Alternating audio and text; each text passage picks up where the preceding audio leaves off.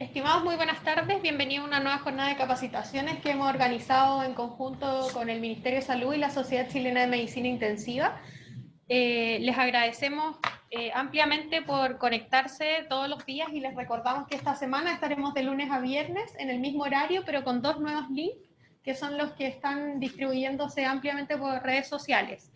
Respecto a las grabaciones, las capacitaciones van a estar y están disponibles en su mayoría en la página web de MinSal y también de la Sochimi.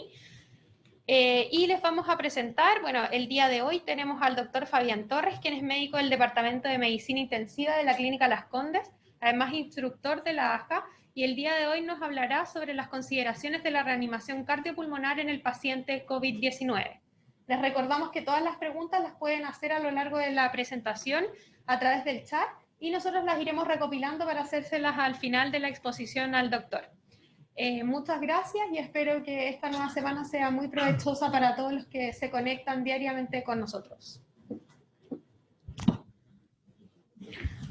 Bien, buenos días a todos. Primero que todo, dar el agradecimiento en nombre propio y del Departamento de Medicina Intensiva de la Clínica Las Condes, a Hospital Digital del Ministerio de Salud y a la Sociedad Chilena de Medicina Intensiva, teniendo en cuenta que estamos seguros que este es el lugar en el que tenemos que estar haciendo nuestro aporte académico y científico para superar esta pandemia. Más allá de los matinales, este es el lugar en el que la Sociedad Chilena de Medicina Intensiva debe hacer parte de este proceso académico.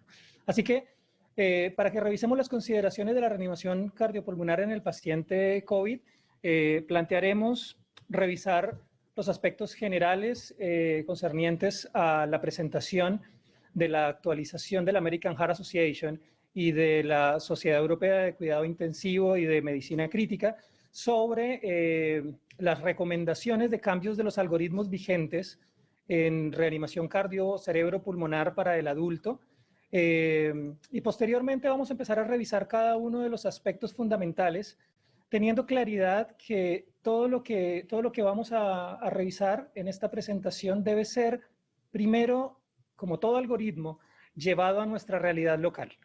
Cada cosa que veremos acá van a haber diferentes estrategias para el manejo de vía aérea, para el manejo circulatorio, para el manejo de medicamentos, que van desde y dependiendo de la realidad local podrán ir avanzando en complejidad hasta llegar a escenarios con todas las posibilidades tanto técnicas como tecnológicas para la reanimación de manera segura en los pacientes COVID positivos.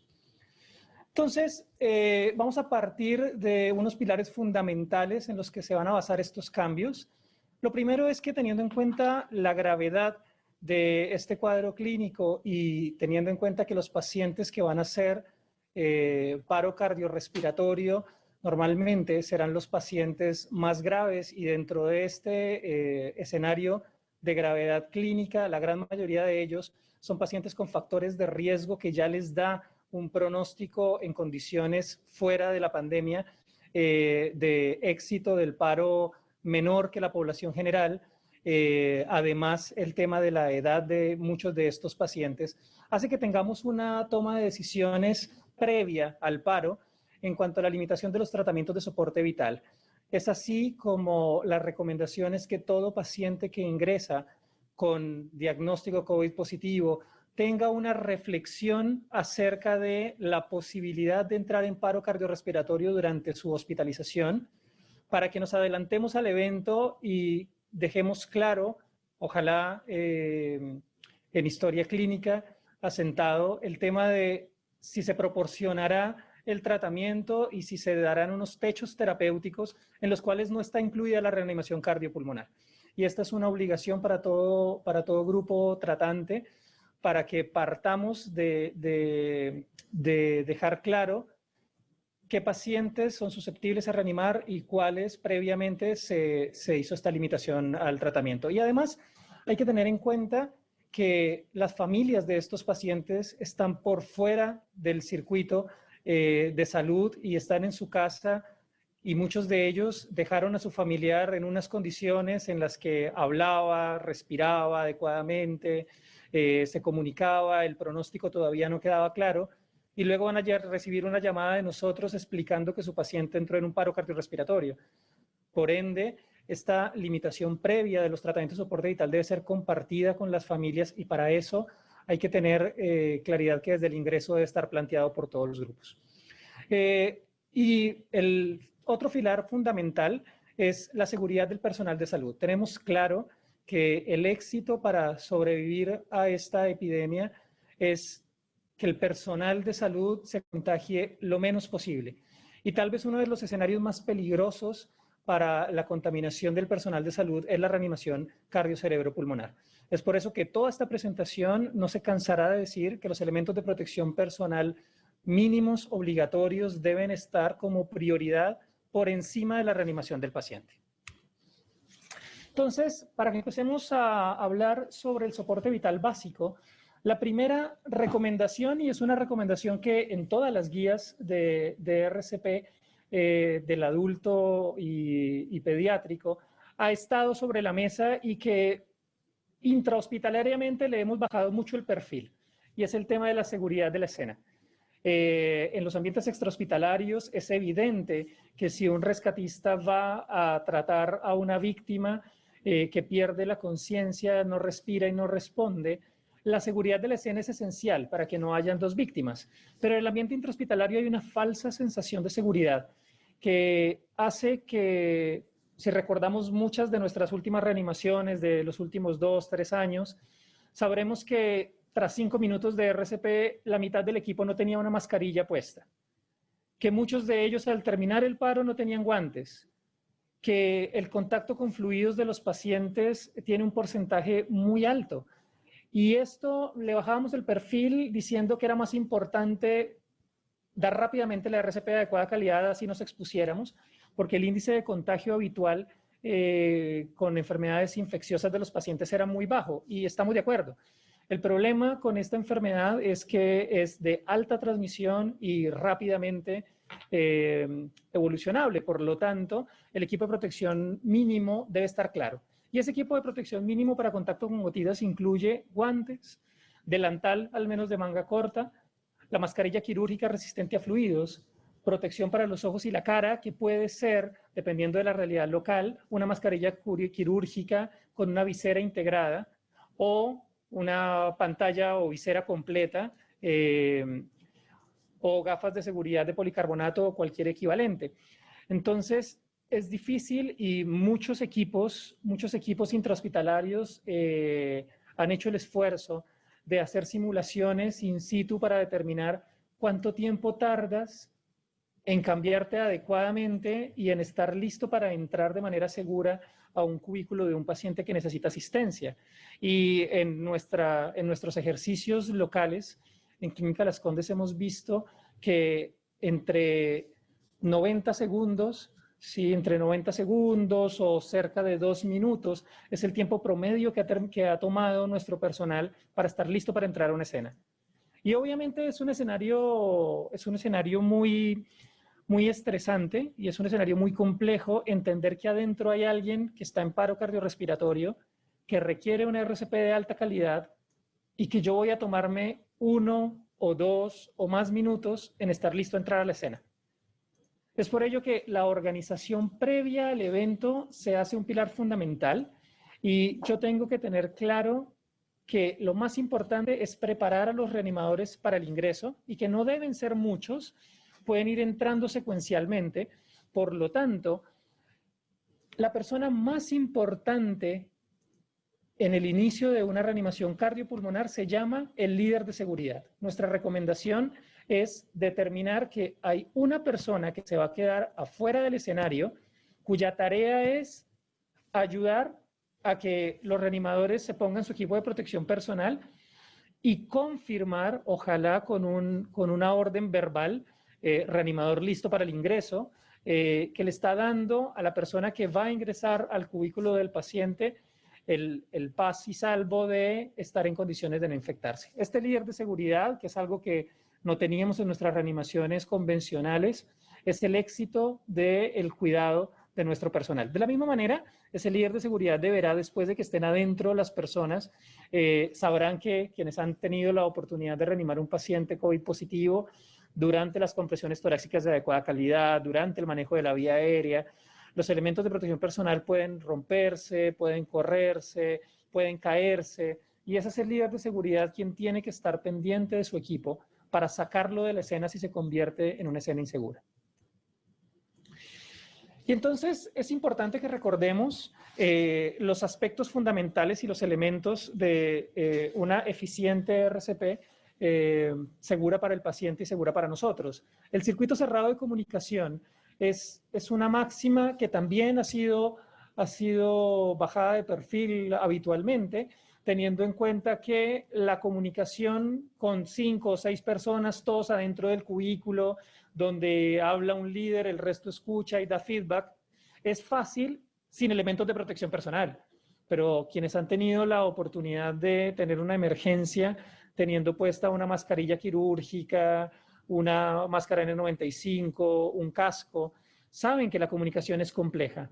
Y ahora, si parte del equipo se va a quedar por fuera de la habitación del paciente, ya sea separado por una mampara de vidrio o por una puerta, la posibilidad de comunicarse con la parte de afuera del escenario para pedir elementos que no hayan ingresado al escenario de paro, o para pedir ayuda, o para comunicar una situación, se hace muy compleja.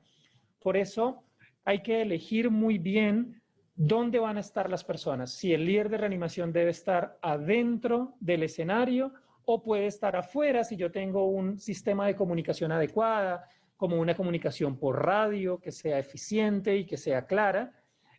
Podría inclusive dejar a mi líder de reanimación por fuera del escenario para que tenga la posibilidad de manejarse con la ficha, manejarse con las cosas que vayan necesitando y coordinar. Una de las recomendaciones habituales de la Asociación Americana del Corazón ha sido incentivar generar 2 triángulos de trabajo, el triángulo de quienes están realizando el contacto con el paciente y el triángulo de las personas que están realizando el contacto con el líder, asumiendo que el líder podría no tocar al paciente, no ser parte del triángulo de acción para que pueda pensar mejor. Es muy lógico, pero en nuestra realidad vemos otra cosa. En nuestra realidad, nuestro líder muchas veces es el mismo que está en la vía aérea intubando, es el mismo que comprime, y la recomendación es que hacer y pensar durante una reanimación de alta calidad puede ser complejo.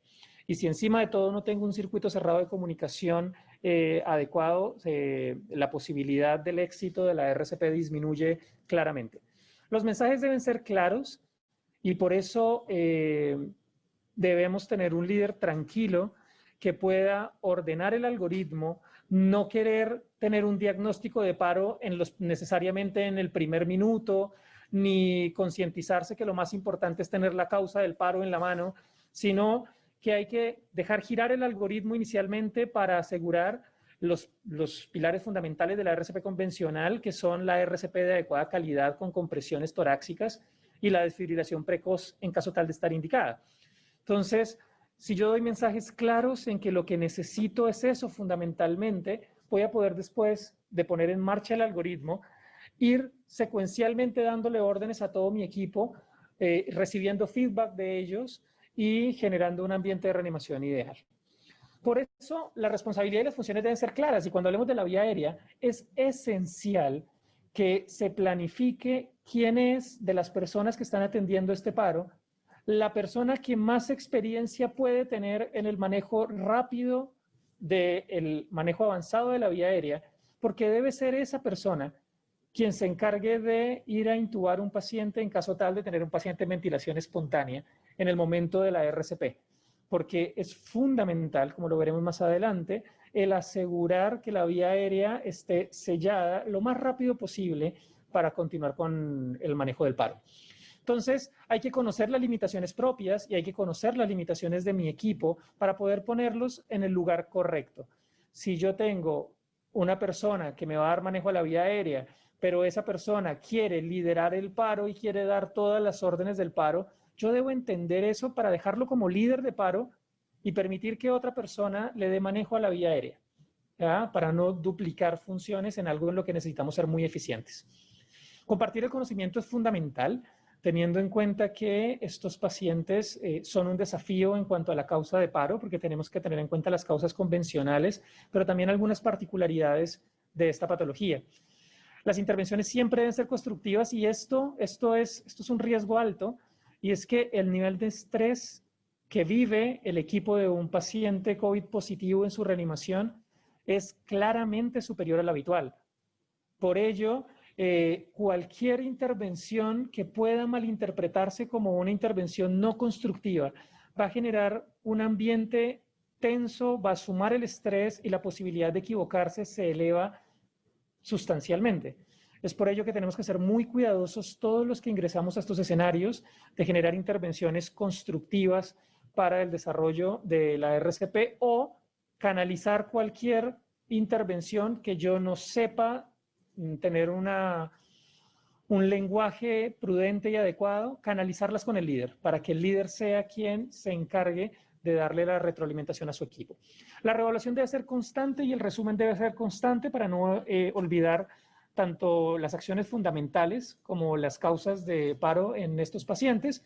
Y, por supuesto, el respeto mutuo debe ser la prioridad y todos los reanimadores deben tener clara la máxima de primero nosotros y después el paciente. Y eso es lo que el paciente necesita. Necesita que nosotros estemos bien en el escenario para que podamos darle un buen aporte. Teniendo en cuenta estos pilares básicos de trabajo, vamos a revisar las recomendaciones de cómo actuar. Entonces, teniendo en cuenta esas estrategias, decimos cuál es la cantidad de reanimadores que deberían ingresar a este escenario para disminuir el potencial contagio de estos pacientes. Y esta es una discusión difícil de tener porque aquí sí que hay que limitarse a la realidad local, ¿sí? American Heart presenta esta distribución de 2 triángulos que es habitual, esto ha estado en todas las últimas guías, que es tener el triángulo de acción, como les decía antes, que es una persona en vía aérea, una persona en compresiones y una persona en el manejo del desfibrilador. Y tener otras 3 personas que son el triángulo de trabajo con el líder, que es el encargado del registro, el encargado de administrar los medicamentos y el líder de equipo, ¿sí? Entonces, con estos 2 triángulos de trabajo y estas 6 personas, es como el ideal para trabajar, ¿ya? Pero obviamente estas funciones pueden ser asumidas, varias de estas funciones, por una sola persona, ¿sí? Las compresiones torácicas y el manejo del desfibrilador podrían ser realizados por un solo reanimador.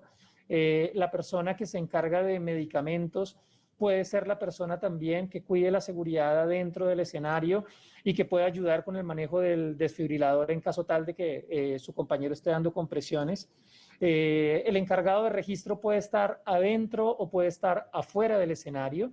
El líder de reanimación podría ser quien esté manejando la vía aérea, porque en la realidad local la persona quien mejor puede liderar también es la persona que mejor manejo le puede dar a la vía aérea. Esto es frecuente y en este caso el romper esa posición de liderazgo pasivo en cuanto a la acción puede ser necesario. Pero después de que ustedes revisen su realidad local, deben intentar tener la mejor eficiencia para limitar la cantidad de personas que están adentro de la escena. Eso está claro. Si uno tiene las condiciones, por ejemplo, de tener un sistema de compresiones torácicas mecánicas, un dispositivo Lucas, que haciendo la claridad, los estudios sobre dispositivos de compresión mecánicos como el Lucas versus la RCP de adecuada calidad por un reanimador entrenado, no hay inferioridad en ninguna de las 2 técnicas. Pero en este escenario se hace atractivo pensar que si yo tengo disponible un Lucas en mi servicio o en mi clínica, en mi hospital, si puedo poner un sistema mecánico a dar compresiones torácicas continuas durante toda la RCP, claramente me quité a una persona adentro del escenario. Así que de estar disponible, las asociaciones, tanto la Asociación Americana del Corazón como el Consejo Europeo, han avalado el incentivar el uso de estos dispositivos en caso tal de estar disponibles. En cuanto a el manejo de la vía aérea, lo que podremos decir es que aquí está otra de las estrategias que sí cambió mucho en cuanto al timing en la RCP. Convencionalmente, si un paciente que está en paro cardiorrespiratorio puede mantener una vía aérea permeable y recibir ventilación a presión positiva con una bolsa mascarilla, debería ser esta la manera inicial de atenderle la vía aérea hasta determinar si cumple criterios de intubación intraparo, que recordemos que las indicaciones de intubación intraparo son el haber tenido una indicación inminente de intubación orotraqueal antes del paro cardiorrespiratorio. Los ritmos no desfibrilables son otra indicación inmediata de intubación orotraqueal como parte del diagnóstico y del tratamiento. Y de la misma manera, en los ritmos desfibrilables, en la fibrilación ventricular y la taquicardia ventricular sin pulso, el haber hecho una reanimación de 10 minutos y no haber logrado todavía el retorno a la circulación espontánea es una indicación de intubación intraparo. Salvo eso, la recomendación habitual era dar ventilación a presión positiva con una vía aérea no invasiva en la medida de lo posible, ¿ya? Pero acá, en esta situación, la compresión torácica sin una vía aérea asegurada o la ventilación a presión positiva sin una vía aérea asegurada es el evento que más aerosolización puede generar de todos los eventos alrededor del paciente COVID. Por ende, la recomendación es priorizar las estrategias de oxigenación y ventilación con el menor riesgo de aerosolización. Por lo tanto, paciente COVID positivo en paro debe ser una prioridad para el equipo de reanimación la intubación orotraqueal con asegurar una vía aérea presurizada. Y a esa vía aérea presurizada debe ir conectado un filtro de aire particulado de alta eficiencia. Y mientras lo hago, si es que necesito dar ventilación a presión positiva, el sistema que utilice debe llevar un filtro de aire particulado de alta eficiencia. Entonces, como podemos ver, American Heart publicó unos escenarios clínicos en los que medían la aerosolización alrededor del sistema de ventilación a presión positiva y como pueden ver en la primera imagen, el índice de dispersión alcanzaba más de 1,5 metros y el tiempo de aerosolización en el aire era superior a 2 minutos. Entonces, y en cambio este es el mismo escenario con el mismo paciente con un filtro después de la máscara que va conectada al paciente. Este filtro hace que pueda ser más segura la ventilación a presión positiva sin vía aérea asegurada. De hecho, si uno hace compresiones torácicas sin manejo de la vía aérea, pensando en que está preparando el paciente para la intubación, y no tiene este sistema, la aerosolización va a ser mayor porque las compresiones torácicas van a generar aerosolización. Por lo tanto, si yo puedo intubar inmediatamente antes de empezar las compresiones torácicas, lo puedo hacer, pero de lo contrario, la recomendación es utilizar este tipo de adaptaciones de un filtro EPA a un sistema bolsa mascarilla lo mínimo posible de tiempo hasta estar listo para realizar una intubación orotraqueal. En caso tal de que una intubación orotraqueal no sea posible, la colocación de una máscara laringea puede ser una buena alternativa para sellar la vía aérea. Después de esto, hay que tener en cuenta que los pacientes deben ser intubados en la primera oportunidad posible, por lo tanto, esta es la importancia de utilizar a la persona más experta en el manejo de la vía aérea, que no requiere secuencia rápida farmacológica, ya que nuestro paciente está en paro cardiorrespiratorio. Y entonces, las acciones recomendadas para lograr este objetivo es minimizar la probabilidad de intentos fallidos de la intubación, asignando al proveedor con más experiencia para hacerlo, ojalá en un primer intento. Esta parte es importante porque las guías clásicas decían que las compresiones torácicas en una intubación intraparo se podían mantener hasta el momento en el que uno tenía visualizadas las cuerdas e iba a pasar el tubo orotraqueal.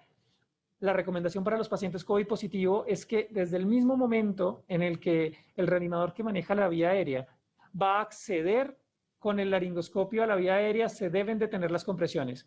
Por ello, la máxima de la RCP de adecuada calidad, una de las máximas de la RCP de adecuada calidad, que es evitar las pausas superiores a 10 segundos, seguramente acá no se va a poder cumplir, porque vamos a darle prioridad al manejo avanzado de la vía aérea. Así que va a haber un tiempo de RCP de alta calidad que se va a tener que sacrificar por el manejo avanzado de la vía aérea, por la consideración de nuestra protección personal. Así que es bien tomada esta decisión. La videolaringoscopía puede reducir la exposición del intubador a las partículas de aerosol, ya que no hay que acercarse tanto a la vía aérea, y por lo tanto deben considerarse este tipo de sistemas de estar disponibles, ya que nos da una mayor claridad para hacerlo en un solo intento. Los sistemas de canulación de la vía aérea con un tutor buggy también son una buena recomendación asociada a la laringoscopía para generar un ambiente de máxima seguridad a la exposición de partículas de aerosol del intubador. Si la intubación se retrasa, se puede colocar un dispositivo de vía aérea supraglótica, como lo decíamos, una máscara laringea es una buena opción, mientras podemos volver a hacer un intento de intubación orotraqueal. Y en los pacientes en ventilación mecánica, una de las premisas de la RCP del paciente en cuidado crítico es pensar que el sistema ventilador-paciente es el culpable del paro. Por lo tanto, la estrategia DONE, la estrategia DONE, de revisión de un paciente en ventilación mecánica, donde la D es el tubo desplazado, la O es el tubo obstruido, la N es el paciente con neumotórax y la E es el equipo como causante del paro, se solucionaba liberando al paciente de la ventilación mecánica, conectándolo a una bolsa conectada al tubo orotraqueal y confirmando la ventilación con un fonendoscopio para ver la ventilación simétrica bilateral. O en la medida de lo posible, con un ecógrafo, descartar la presencia de un neumotórax. Pero esta desconexión en los pacientes COVID positivos es un riesgo altísimo de aerosolización. Por lo tanto, se debe considerar la posibilidad de realizar la RCP con el paciente conectado al ventilador. Y para esto, lo más importante es el seteo del ventilador para que la compresión torácica no sea un falso gatillo. En esta imagen pueden ver el escenario de un paciente que está siendo reanimado con compresiones torácicas mientras está en ventilación mecánica. Y como pueden ver, estos swings de presión, de cambios de presión, no generan un gatillo porque el trigger de este ventilador está puesto a menos 20 de delta de presión, ¿ya? Entonces, la configuración del ventilador, que nuestra recomendación y con lo que hemos trabajado es en el modo volumen control, con un volumen tidal de 400 para más o menos estar cerca de 4 a 6 mililitros kilo de peso del paciente, una FIO2 de 100, un tiempo de 1 segundo, que es la simulación de lo que haríamos con una bolsa conectada al tubo orotraqueal, una PIP de 6 y una frecuencia respiratoria de 10, que es lo que hacemos cuando los pacientes tienen una vía aérea asegurada en paro, y este trigger de menos 20 que nos asegura que la compresión torácica no genera un falso gatillo. Como pueden ver en esta imagen, este es el momento de la ventilación, este es el momento de las compresiones torácicas de adecuada calidad y ninguna de ellas genera un falso gatillo. Y lo que está ingresando en la vía aérea de volumen es lo que yo estoy asegurando en mi modo volumen control. American Heart recomendó la posibilidad de hacerlo en presión control, ajustando las presiones a el BT promedio de 6 mililitros kilo. Es la misma ecuación, pero de manera inversa. La ventaja que podría tener es que si se encontraran una compresión torácica con el momento en el que dispara el ventilador, la presión que se podría generar sobre el sistema respiratorio solo va a ser la que se tiene como presión soporte máxima, porque cortará el ventilador porque llegó a su presión control, ¿ya? Entonces, sacrificando un volumen tidal inferior. Las dos estrategias son válidas para poder hacerlo. Lo más importante es que la compresión torácica no me genere un falso gatillo. Hablando ahora de las recomendaciones sobre la parte circulatoria de esta reanimación, vamos a recordar dos cosas que, aunque no han cambiado, en estos pacientes nos van a ayudar muchísimo, y son el seguimiento de la adecuada calidad de la RCP. De estar disponible la capnografía en su centro, debería priorizarse la colocación de un capnógrafo para el seguimiento de la adecuada calidad de la RCP con un objetivo de un end-tidal de CO2 mayor a 10 milímetros. Esto hace que si tengo valores inferiores a este punto de corte, yo pueda recomendarle con un mensaje claro y con una intervención constructiva a la persona que está dando compresiones que debe mejorar sus compresiones torácicas para alcanzar un flujo de adecuada calidad durante la RCP. De la misma manera, recordemos que la capnografía nos sirve para confirmar la presencia de una vía aérea segura y además nos va a ayudar a reconocer el retorno a la circulación espontánea, porque recordemos que los valores promedio de una RCP de adecuada calidad rondan entre los 10 y los 20 milímetros de mercurio, pero nunca alcanzaremos a generar un gasto cardíaco tan eficiente como para llegar a end-tidal de 35, 40, los valores habituales en un paciente con un gasto cardíaco normal. Entonces, si mi end-tidal de CO2 cambia durante mi RCP, que vienen 10, 12, 14, me vengo moviendo en esos números y de repente mi capnógrafo me avisa que hay un end-tidal de 39, 40, yo puedo suspender mis compresiones torácicas con la seguridad de saber que en la toma de pulso voy a encontrar un pulso adecuado en ese paciente porque ha retornado a la circulación espontánea, reduciendo así el tiempo de compresiones y el tiempo de riesgo de aerosolización. En los pacientes que tienen un sistema de monitorización invasiva de la presión arterial, una línea arterial, recordemos que el objetivo es tener una presión arterial diastólica mayor a 20 milímetros de mercurio. Estas dos herramientas combinadas hacen que estar como líder afuera de un escenario de reanimación sin poder estar viendo muy bien la posición en la que mi reanimador está haciendo sus compresiones torácicas de alta calidad, puedan ser chequeadas por estos métodos invasivos y puedan darme la certeza de la calidad de la RCP. En cuanto a la desfibrilación y en cuanto a los pacientes en posición en prono, vamos a hablar que en cuanto a la desfibrilación no hay cambios sugeridos, la cantidad de energía es la misma, pero en lo único en lo que la secuencia de desfibrilación podría llegar a cambiar es en que, como sabemos, parte del manejo de la patología pulmonar de nuestros pacientes COVID positivos está en la estrategia del prono, por lo tanto muchos pacientes van a estar en prono, tanto en prono vigil como en prono bajo ventilación mecánica. Y es por ello que si uno de ellos presenta un paro cardiorrespiratorio, la colocación de las almohadillas, que es la desfibrilación precoz, recordemos, es pilar de la reanimación, por lo tanto debe ser hecha por uno de los reanimadores como prioridad en el primer minuto, de ser posible.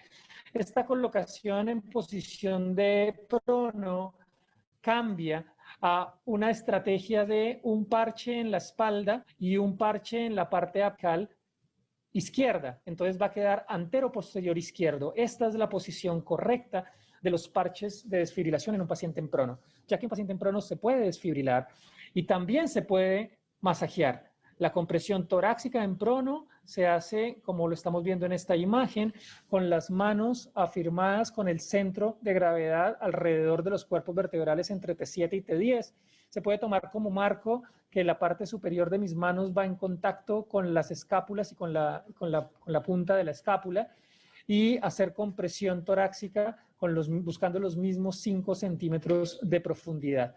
Pero esta secuencia, tanto de desfibrilación como de compresión en prono, es peligrosa y es incómoda. Por lo tanto, yo coloco las almohadillas en posición prono, sí, los voy a colocar en posición AP y cuando supine el paciente van a continuar en posición AP. Aseguro durante todo el tiempo la fijación de la vía aérea y esto es lo más importante. Sea que lo supinen inmediatamente o sea que lo supinen después de una secuencia de 2 minutos de RCP, durante todo el tiempo una persona debe estar atendiendo el control de la vía aérea y del circuito hacia el ventilador para que éste no se desconecte durante el cambio a supino. Obviamente, para hacer el cambio a supino de una manera segura, voy a tener que involucrar más personal que va a tener que entrar exclusivamente, no como ellos, sino con su equipo de protección personal puesto, ¿sí? Van a tener que ingresar para hacer la secuencia del cambio supino. Entonces, la recomendación es mantener la calma, priorizar las almohadillas para hacer una desfibrilación en caso tal de estar indicada, asegurar todo el tiempo la vía aérea, iniciar compresiones torácicas si la vía aérea está segura en posición prono para darle tiempo a un equipo de rescate de supino que va a organizarse para hacer la secuencia de cambio prono-supino lo más rápido y seguramente. Entonces, para que revisemos finalmente la parte de medicamentos en esta RCP, vamos a hacerle un repaso a nuestro algoritmo y vamos a decir que para iniciar el RCP, primero que todo, tengo que tener la conversación previa, estar seguro que mi paciente es un buen candidato a recibir una RCP en un ambiente tan riesgoso como este. En caso tal de que sí esté indicada la RCP, mi prioridad será los elementos de protección personal, limitando las personas que van a estar adentro de este paro. Debo considerar los elementos que voy a ingresar y la cantidad de personas que voy a utilizar en esta reanimación. Voy a empezar mi reanimación con la premisa clara de darle manejo a la vía aérea lo más rápido posible. Acá se prepara y se realiza la intubación orotraqueal lo más rápido posible, y mientras eso se hace, debo tener claro que el monitor desfibrilador debe ser conectado. Aquí también la realidad local va a ser importante, y la experiencia que tengan con cardiodesfibriladores con sistema DEA, con sistema de desfibrilación externa automática o semiautomática en este caso, ya que tanto las últimas guías de AHA, la verdad es de las guías 2010, se dejó como una recomendación firme que en los sistemas intrahospitalarios que cuenten con sistemas DEA de desfibrilación deberían hacer al menos el primer análisis de ritmo y la primera descarga basándose en la recomendación de un DEA.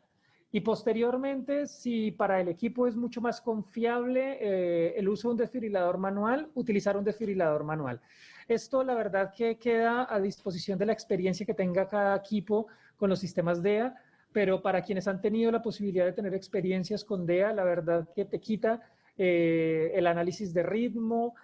Al hacerlo con parches de desfibrilación, disminuye la posibilidad de accidentes durante la desfibrilación, y aseguro una monitorización de buena calidad haciéndolo por intermedio de los parches. Entonces, mientras preparo la intubación, ya he conectado mi cardiodesfibrilador y tomo la decisión si el ritmo es desfibrilable o no. Para los pacientes con fibrilación ventricular y taquicardia ventricular sin pulso, debo administrar una descarga a una dosis, dependiendo de si mi desfibrilador es monofásico, 360 joules, como es convencional. Para los pacientes con desfibriladores bifásicos, dependiendo del proveedor, por eso tengo que conocer mi desfibrilador previamente, va entre 120 y 200 joules, la cual puede ser aumentada en desfibrilaciones siguientes a 300 y a 360 en caso tal de persistir la arritmia desfibrilable. Aquí hago una pausa para que recordemos que en estos primeros 2 minutos después de la descarga de un ritmo desfibrilable no están indicada de rutina la administración de adrenalina. No está indicada.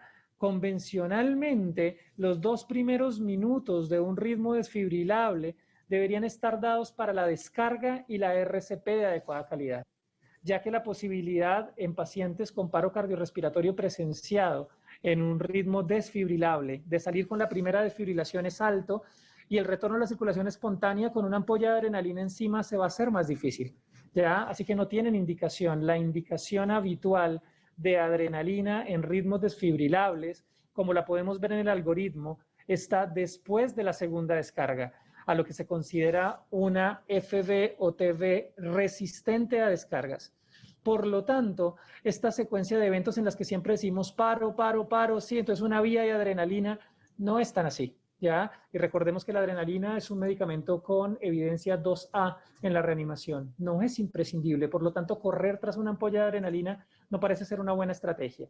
Y por eso los medicamentos que ingresan a un cubículo de un paciente con reanimación, que se está reanimando, perdón, no necesariamente tienen que tener a mano una adrenalina inmediatamente. Tenemos que tener un acceso venoso, priorizar la intubación, hacer el análisis del ritmo. Si no es desfibrilable, iniciar la RCP y conectar una ampolla de adrenalina al paciente y administrar una ampolla de adrenalina, y considerar la posibilidad de un compresor mecánico para reemplazar a la RCP a 2 manos. Entonces, volviendo a nuestro algoritmo de ritmos desfibrilables, descarga, masaje y a los 2 minutos controlo. Si siguen un ritmo desfibrilable, descarga, masaje y adrenalina. Y si siguen un ritmo desfibrilable después de estos 2 minutos, descarga, masaje y antiarrítmico, que puede ser amiodarona o puede ser lidocaína, dependiendo de la práctica habitual en cada uno de sus centros. Hay que tener en cuenta, y esta es una consideración que no tomó American Heart para su recomendación COVID, y fue el uso de sulfato de magnesio. Recordemos que los pacientes durante esta enfermedad no solamente sufren de miocardiopatía con posibilidad de QT prolongado, sino que además reciben medicamentos que prolongan el QT. Y cada vez estamos revisando más la evidencia acerca de continuar administrando de rutina estos medicamentos, sobre todo en los lugares en los que no se puede tener electrocardiografía frecuente de control para estar viendo qué tanto se prolonga el QT. Y una de las causas de paro más frecuentes en estos pacientes es la muerte súbita por arritmia ventricular asociada a QT prolongado. Por lo tanto, creo importante que si mi paciente cursa con un paro en un ritmo desfibrilable, y ese ritmo desfibrilable es una TB o una FB o una TB sin pulso, me parece que la recomendación de administrar 2 gramos de sulfato de magnesio de rutina en estos pacientes está bien indicada, ¿sí? Y no tiene contraindicaciones en el paro, así que nosotros sumamos a esta recomendación el uso de sulfato de magnesio para todos estos pacientes. De la misma manera, sabemos que estos van a ser paros, algunos de ellos quisiéramos que no fueran paros prolongados. Muchos de los paros que se van a reanimar en pacientes COVID-19 son en pacientes jóvenes sin factores de riesgo.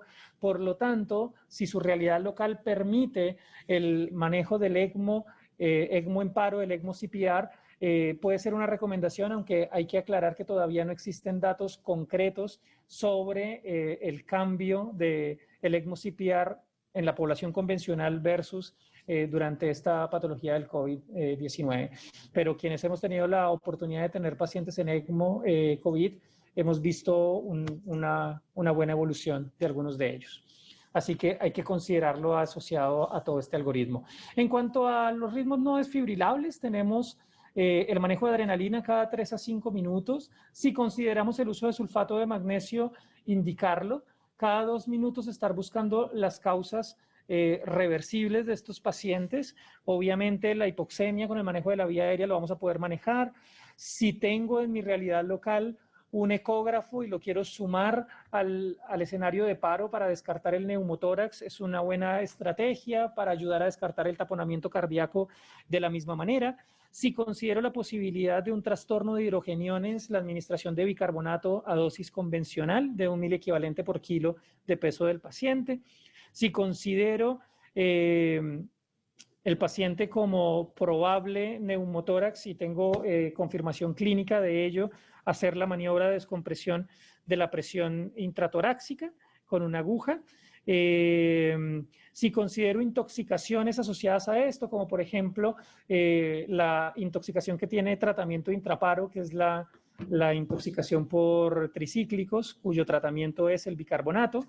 De la misma manera, si considero trastornos del potasio, si considero una hipercalemia como causa de paro, la administración de bicarbonato, y en este escenario el bicarbonato tiene indicación 1A en el paro y es el único medicamento que puedo llegar a tener una indicación 1A en un escenario puntual, y es la hipercalemia del paciente que entra en paro. Entonces, una vez revisadas todas las causas probables, cada 2 minutos voy a revisar el ritmo. Si cambia un ritmo desfibrilable, utilizaré el algoritmo de ritmos desfibrilables, y si me mantengo en el algoritmo de ritmos no desfibrilables, la secuencia de RCP de adecuada calidad con el uso del vasopresor cada 3 a 5 minutos. Y estas son los cambios o las recomendaciones, más que cambios, de adaptación del algoritmo RCP, del algoritmo de ACLS para el paro cardiorrespiratorio en pacientes con sospecha o confirmación de infección por COVID-19. Este es un ejemplo de nuestro algoritmo, de nuestra unidad, en el que se ha adaptado a lo que nosotros podemos ofrecer. Nosotros tenemos un sistema de comunicación interno-externo de la habitación, en el que por radio podemos fuerte y claro dar mensajes a todo nuestro equipo. Cuando tenemos dificultad, el líder que tiene este radio puede ingresar y debe ingresar a continuar dando las instrucciones sin el sistema de comunicación. Tenemos un médico en la vía aérea cuyo manejo, cuya indicación es priorizar la intubación rápidamente y si no es posible coloca una máscara laríngea. Si el paciente está intubado, él confirma que la intubación no sea un problema, se asegura que el sistema de circuito al ventilador esté fijo y no se desconecte e intercambiará después funciones con el kinesiólogo para hacer la RCP de alta calidad. Nuestro enfermero de reanimación ingresa a priorizar la colocación de los parches para la lectura en ritmo DEA de nuestro desfibrilador, asiste la intubación en caso tal de ser necesario y administra los medicamentos de la RCP. Este enfermero se queda con el desfibrilador durante toda la secuencia. Nuestro líder de seguridad, que puede ser un enfermero o puede ser un TENS, asegura el 100% del uso de los EPP para todo nuestro personal y si tras 2 minutos de RCP no hay disponible un sistema de compresión mecánica, se viste y está listo para ayudar, para ingresar y ayudar como cuarto miembro de este equipo a cambiar la RCP de adecuada calidad cada 2 minutos. En la ventilación, nuestro kinesiólogo ingresa en pacientes no intubados a asegurar un circuito de estos que habíamos mostrado de máscara reservorio para disminuir la aerosolización o un sistema de bolsa mascarilla con un filtro de alta eficiencia. Y en pacientes ventilados ingresa a programar el ventilador rápidamente en el modo RCP que revisamos previamente. Después de asegurarse de estas 2 funciones, intercambia con el médico las funciones de compresión torácica y de asegurar que la vía aérea no se desconecte. La persona que está en registro activa lo que nosotros tenemos que es la alerta 99 para avisar a todos los actores periparo que pueden colaborar en esta secuencia. Lleva los tiempos de la RCP, asegura el end-tidal CO2 en caso tal de estar disponible y la presión arterial diastólica y avisa al líder cuando estos endpoints no se cumplen para poder mejorar la RCP de alta calidad. Y además registra las acciones del RCP. Finalmente, nuestro líder recuerda las funciones de todo el equipo, revisa la historia clínica en búsqueda de la causa e ingresa a la habitación si la persona de vía aérea necesita un segundo experto para dar manejo a la vía aérea o si la comunicación no está siendo de alta eficiencia. En nuestros pacientes con sospecha de QT largo administramos sulfato de magnesio. Cuando disponemos de nuestro sistema de compresión mecánico, Lucas, lo instalamos para poder liberar la persona que está dando compresiones. Antes de cada desfibrilación, si no es seguro, apagamos el ventilador o suspendemos la corriente de oxígeno a la bolsa para evitar un riesgo durante la descarga y detenemos las compresiones siempre durante todo el proceso de la intubación. Y de esta manera, secuencialmente tenemos distribuidos nuestro trabajo y la verdad es que en nuestros ejercicios de simulación ha sido cada vez mejor el rendimiento de nuestro equipo en cuanto a la preparación para la RCP de los pacientes COVID-19. Con esto damos por terminada la actualización en el aspecto de la RCP y estamos disponibles para preguntas. Perfecto. Vamos a acercar un poco el micrófono. Hay algunas preguntas en el chat, quizás algunas ya han sido mencionadas, pero quizás vale la pena volver a comentarlas. En el caso del RCP en paciente en prono, nos mencionaste que hay 2 opciones. En el fondo sí se puede realizar el RCP en el paciente en prono, pero también mencionaste que en algún momento supínelo. En el fondo, ¿cuáles serían para ti quizás ciertos criterios para decir parto en prono, lo supino de inmediato? Perfecto. Un poco eso. Perfecto. Está bien organizada la pregunta. Eso es lo que uno debe hacer. Uno debe primero hacerse la primera pregunta y es, ¿parto en prono o no parto en prono? ¿Sí? Entonces, lo que sí debo hacer es colocar los parches en prono. Porque si yo voy a supinar el paciente, en el proceso de supinar de manera segura, voy a tardar. Por lo tanto, recuerden que cada minuto que un paciente desfibrilable no se desfibrila, disminuye al menos un 10% de posibilidades de salir del paro cardiorrespiratorio. O sea que la primera pregunta es, ¿mi paciente está en paro? Sí. ¿Le tengo que colocar las almohadillas? Sí. Cuando voy a utilizar almohadilla, cuando tengo disponibilidad de almohadillas, por supuesto. Entonces, si tengo la posibilidad de colocar las almohadillas para la revisión primaria de ritmo, esa la debo hacer en prono, ¿ya? Una vez yo descargo el paciente si tiene ritmo desfibrilable o no lo descargo en caso tal de no tenerlo, debo hacerme esta segunda pregunta que nos hacía Camila y era,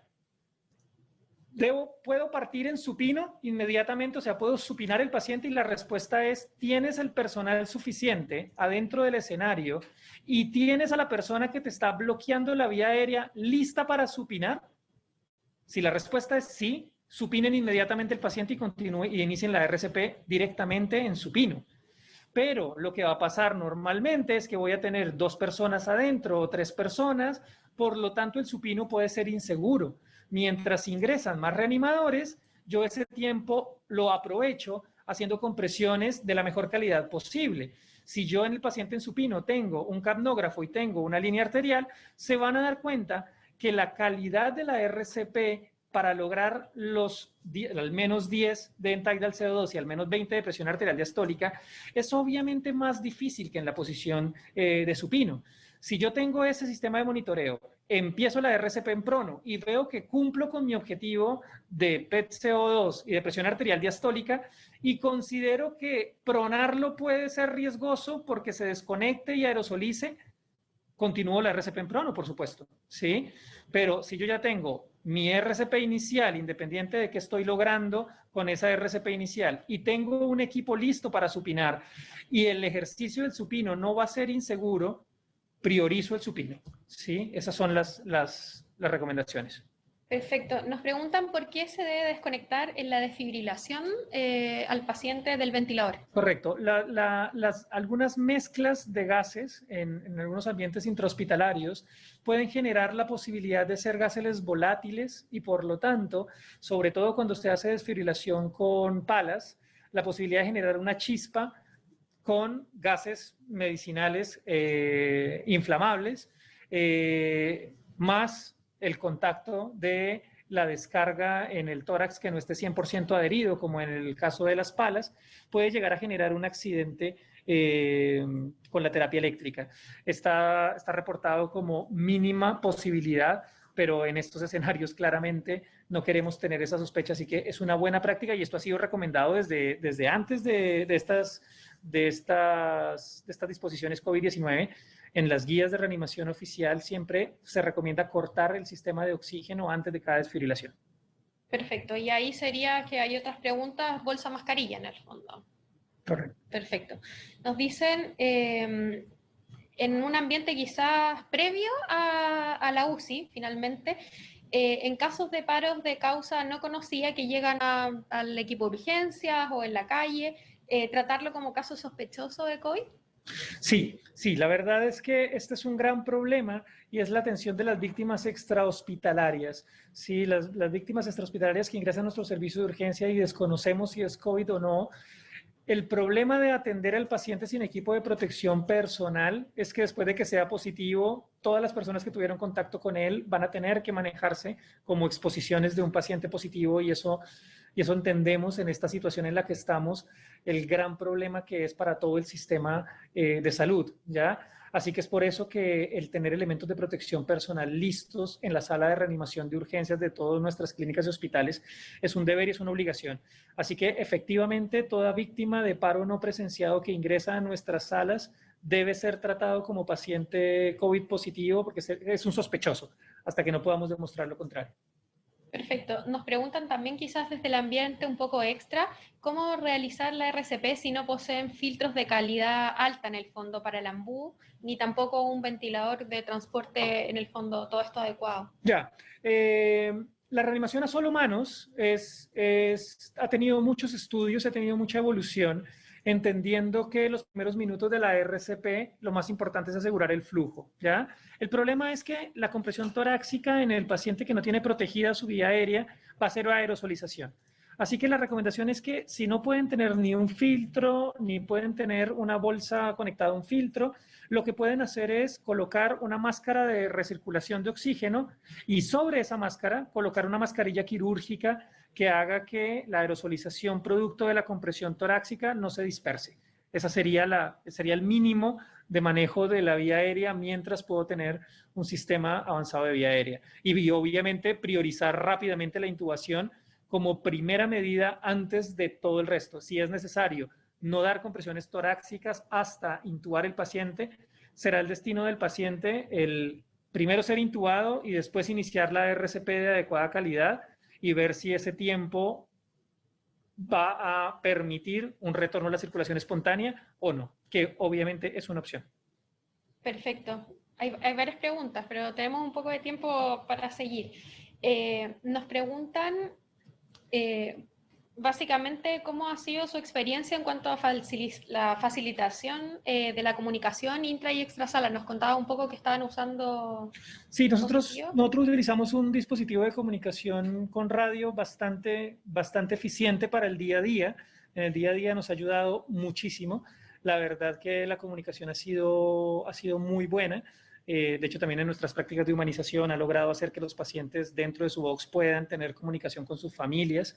Pero para la práctica de situaciones de emergencia, el tener una persona adentro que tenga que estar manejando el desfibrilador y además tenga que tomar el radio, darle el botón del radio para poder recibir y dar el audio, se nos complica mucho. Así que hemos terminado ingresando nuestro líder de reanimación para poder tener la comunicación con el equipo del triángulo de trabajo en varias oportunidades. Sí ha sido una complejidad el poder manejar el mensaje claro por las vías de la comunicación por radio en el paciente crítico, por supuesto.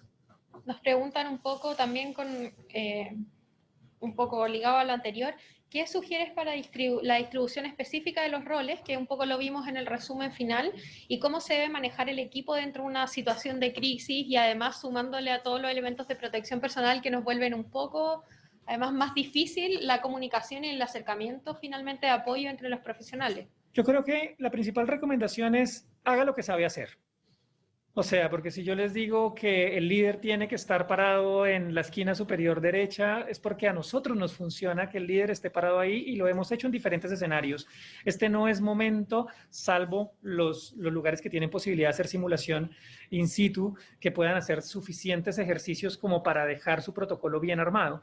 Pero salvo eso, si lo que les toma es un paciente real que presenta un paro cardiorrespiratorio, lo que más los va a complicar es seguir protocolos ajenos a sus prácticas habituales. O sea, hagan lo que saben hacer, lo que han hecho siempre, pero manteniendo su premisa de el equipo de protección personal por encima de todo.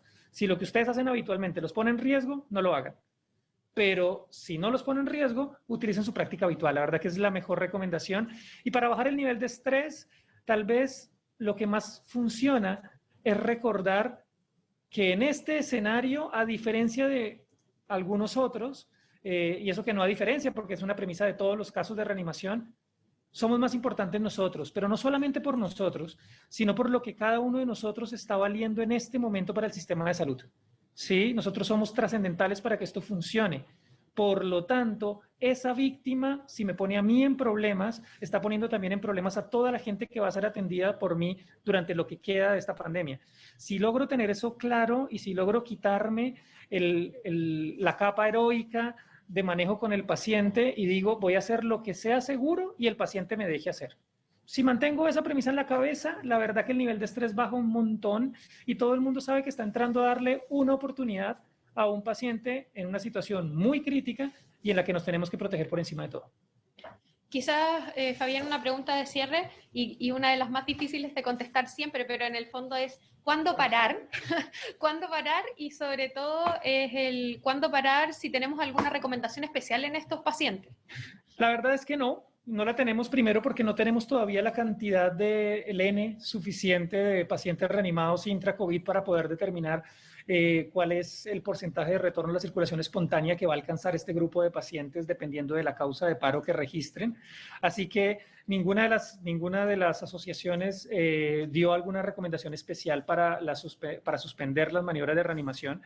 Por lo tanto, las clásicas que son conocer al paciente y saber la posibilidad de tolerar secuelas de una RCP es algo fundamental para que sea considerado por un líder.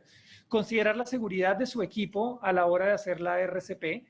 Considerar si se descartaron ya las causas potencialmente rescatables de paro que las mencionamos durante el algoritmo. Y la ausencia de rigidez de muerte o lividez de muerte como únicos signos clínicos que podrían dar la posibilidad de suspender una maniobra de reanimación, seguirán siendo las máximas de trabajo para saber detener una RCP, teniendo claro que no sabemos si estamos haciendo lo correcto o no deteniendo la RCP, pero va a quedar claramente a criterio del equipo tratante. Perfecto. Esto así para cerrar, que nos preguntaron ahora recientemente, volver a repetir un poco por qué se debe ser tan cauteloso con la aplicación de adrenalina en el ritmo desfibrilable. Ya, lo que pasa es que el algoritmo considera que la posibilidad de salida con una descarga en un paciente con un ritmo desfibrilable presenciado es muy alta. Por lo tanto, ustedes supongan que si después de dar la primera descarga, durante la RCP de adecuada calidad de los siguientes 2 minutos, el paciente retorna a la circulación espontánea, por lo tanto vuelve y tiene ritmo, ese ritmo del paciente va a ser influenciado por un bolo de vasopresor en su reciente salida a la circulación espontánea. La posibilidad de generar una nueva arritmia o una alteración hemodinámica tal que genere un colapso, un nuevo colapso circulatorio, aumenta. Por lo tanto, lo que tengo que hacer es, tengo un ritmo desfibrilable, sé que el tratamiento del ritmo desfibrilable no son los vasopresores, no son los antiarrítmicos. El tratamiento del ritmo desfibrilable es la desfibrilación. Por lo tanto, cuando yo desfibrilo y doy masaje, di el tratamiento. A los 2 minutos, cuando reviso y sigue fibrilando, lo que me quiere decir ese paciente es que el tratamiento adecuado, que es la desfibrilación, no es suficiente. Por eso se considera FVO-TB resistente a descargas. Por ello doy una siguiente descarga porque está indicado hacerlo, pero además debo ayudarle con el vasoactivo, con el vasopresor, ¿sí? Ya si esa ayuda termina en que la salida del retorno de circulación espontánea de ese paciente es con una ampolla de vasopresor encima, no lo puedo controlar, ¿sí? Pero en la primera descarga sí puedo controlar ese riesgo. Perfecto. ¿Algunas palabras de cierre para los profesionales que nos están acompañando hoy? No, obviamente el apoyo de todos como Sociedad Chilena de Medicina Intensiva, el saber que desde el punto académico, todos los que hemos podido sumar en algo, a organizar todos estos protocolos, a hacer todas estas clases y el recibir de todos los expertos en cada uno de los temas sus recomendaciones, ha hecho que nuestras prácticas cada día sean mucho más seguras. En nuestra práctica diaria, sentimos en el Departamento de Medicina Intensiva de la Clínica Las Condes que todos los días hacemos mejor el trabajo producto de lo que nos generan estas charlas, estas capacitaciones y toda la información que va llegando. La verdad que la sensación es día a día de mayor seguridad y esperamos con esta charla aportarle a todos sus equipos esa misma sensación de seguridad. Okay, muchas gracias, doctor. Los dejamos invitados a la jornada de mañana, ya que nos va a acompañar el kinesiólogo Nicolás Montesinos, también de la Clínica Las Condes, con la rehabilitación motora integral del paciente crítico COVID-19. Así que los invitamos a través de los mismos 2 links de conexión de hoy día y muchas gracias.